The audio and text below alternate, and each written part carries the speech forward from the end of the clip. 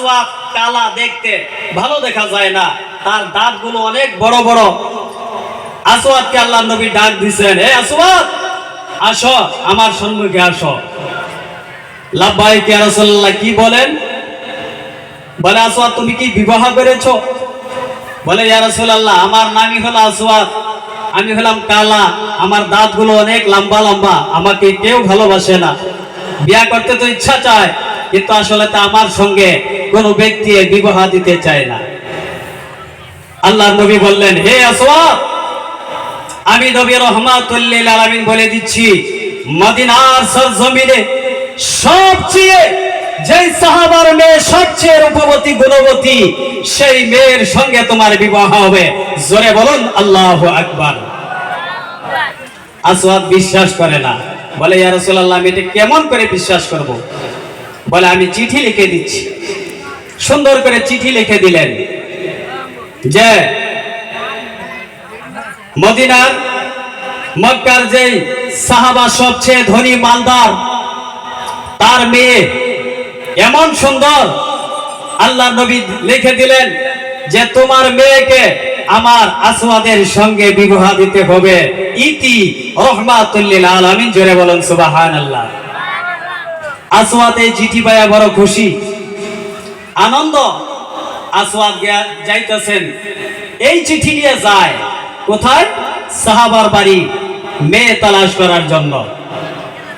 যাইতে যাইতে দেখে যে সাহাবার বাড়ি এমন ধনী দালান কোঠা, একবার যাইতে চায় আবার পিছায়, আবার যায় আবার পিছায়, আর বলে, আরে আমি ভয় করব কেন? অবশ্যই আমার কাছে নবী রাহমাতুল লিল আলামিনের হাতে হাত মোবারকের চিঠি আছে, আমি কিসের ভয় করব? আসওয়াদ এইটা চিন্তা করে এই চিঠিখানা নিয়ে যে সময় ওই সাহাবার বাড়িতে পৌঁছে, প্যারে মুসলমান, ওই সাহাবা বাড়ি থেকে বের হয়ে আসলেন। আসে বলে, তুমি কে, কোথায় থেকে আসছো?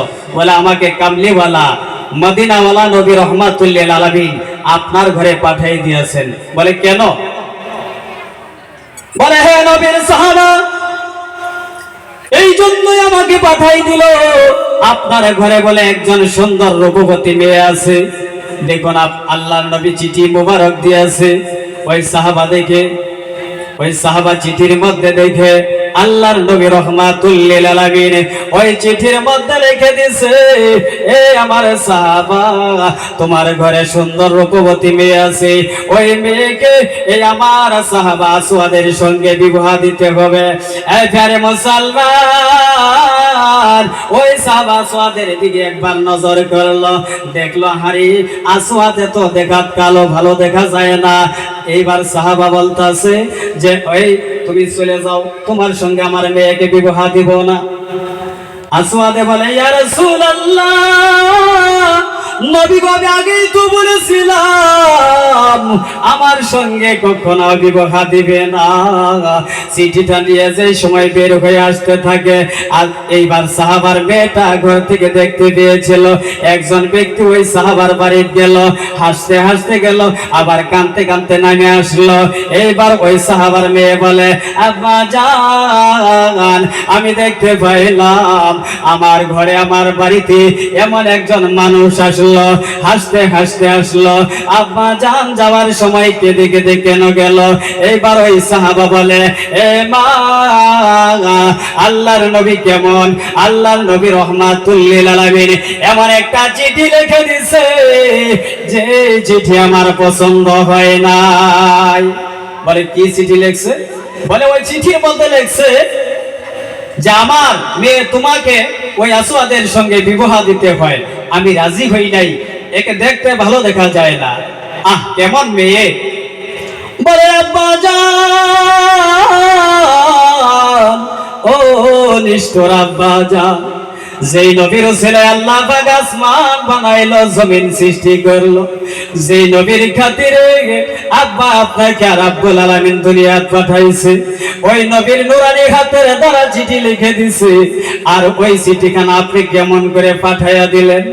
আব্বা জান, আপনি মানলেন আল্লাহ রাব্বুল আলামিন কিয়ামতের দিন আপনাকে মাফ করবে না। এখনো সময় আছে, ওই আসওয়াদকে ডাক দেন।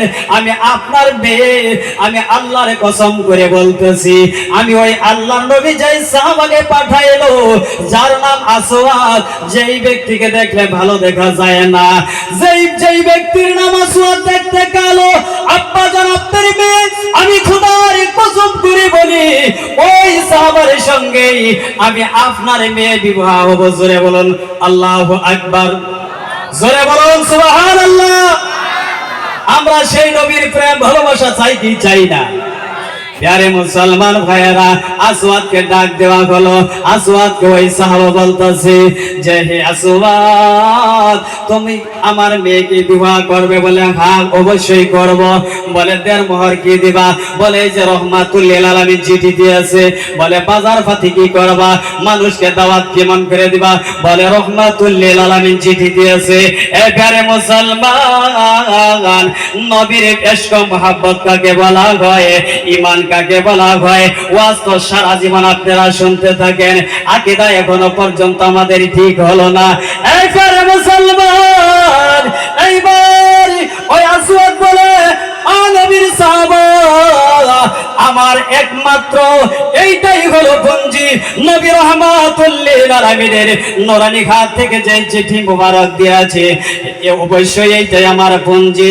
এইবার সাহাবা ডাক দিল, আসওয়াদ রে, না না না, আমার কাছ থেকে কিছু টাকা নিয়ে যাও, বাজার করে নিয়ে আসো, মানুষকে দাওয়াত জানাও, আমার মেয়ের সঙ্গে তোমার বিবাহের তারিখ ধার্য করা হলো।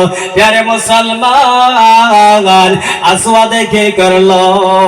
ওই টাকাগুলো নিয়ে খুশি হইয়া বাজারের দিকে রওনা হয়ে গেছে। বিয়ার দিন তারিখ ধার্য করা হইল। প্যারে মুসলমান, ঈমান কাকে বলা হয়?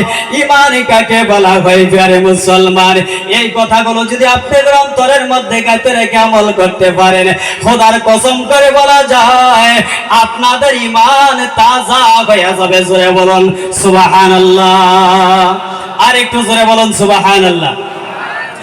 এবারে মুসলমান আসওয়াদ টাকা পাইয়া খুশি হয়ে গেল, বাজারের দিকে রওনা হয়ে গেল বাজার করার জন্য।